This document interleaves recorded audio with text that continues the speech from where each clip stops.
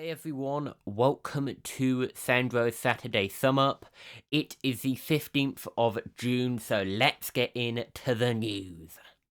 Great news for Android fans, as the days of having to send old-style text messages to your friends and family who use iPhone may be numbered. So at WWDC, as well as announcing all of the latest AI features for iOS 18, they also gave a passing mention to supporting RCS. So this is only really a very small detail in the presentation, so this is only really a very small detail in the presentation, so I wouldn't have blamed you if you had missed this detail, because it was only mentioned on one slide, so they only briefly mentioned it, as you can see in this image here. So they only actually mentioned it right here.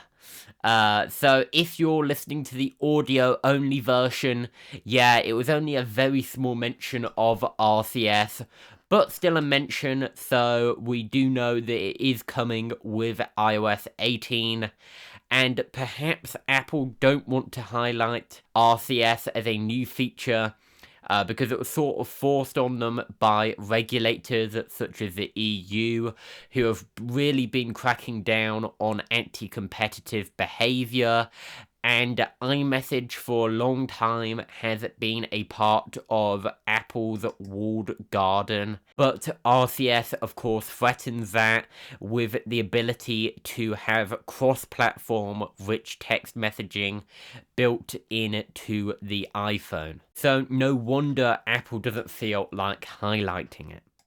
Last week, we discussed the new mysterious HTC phone that would be unveiled next week. Well, now we know what that phone is.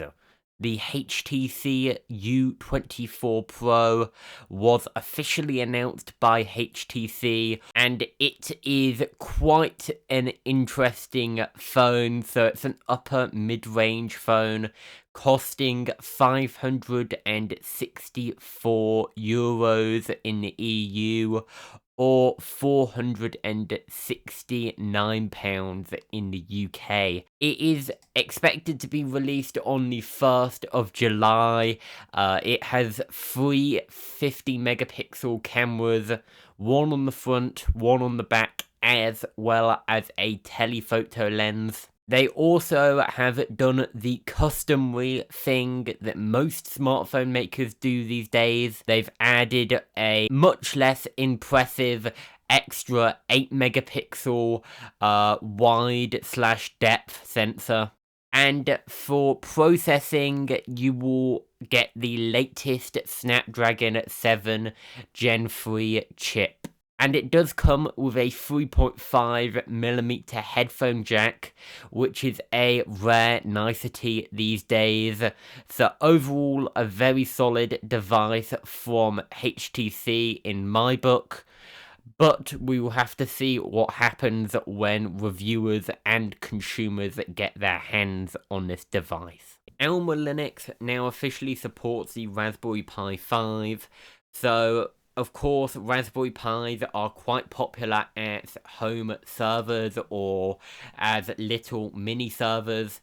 And for people who already use AlmaLinux, then this could definitely be pretty helpful if you have a server use case. So the Linux computer maker Tuxedo Computers has announced that they are working on an ARM Linux laptop. So this will come with a Qualcomm Snapdragon X Elite SoC. So it will apparently be released around Christmas 2024, according to Tuxedo themselves. And of course, we have seen more ARM devices recently trying to compete with x86, and of course here Tuxedo are trying to jump on that trend and actually release a device with an ARM chip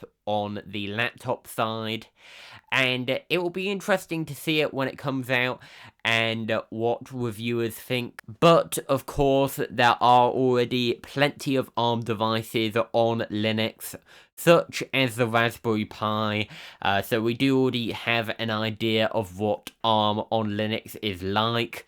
Of course, a lot of servers run ARM now, so there's quite a lot of computers on Linux already running this architecture, but maybe we'll see more of a mass adoption on the consumer side in the future. Okay, thank you for watching today's video. Check out my website sandrolinux.com if you enjoyed, or perhaps check out some of my other videos on this channel. Thanks again, and I will see you in the next one.